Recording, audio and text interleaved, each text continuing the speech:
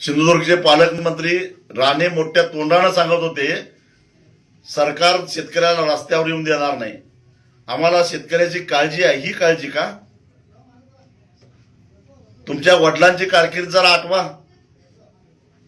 ते विरोधी पक्ष नेते असताना वाघासारखे शेतकऱ्यांच्या प्रश्नावर तुटून पडत होते. खरं तर त्यांचा वारस सांगायची सुद्धा तुमची पात्रता राहिलेली नाही असं मला वाटतं. मुख्यमंत्र्यांना याची किंमत चुकती करायला लागेल.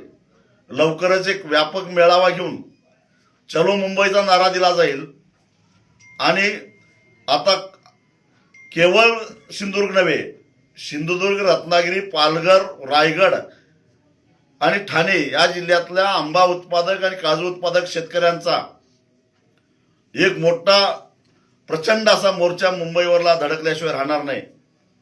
बघू आता एकदा आरपारची लढाईच आपल्याला करावी लागणार आहे.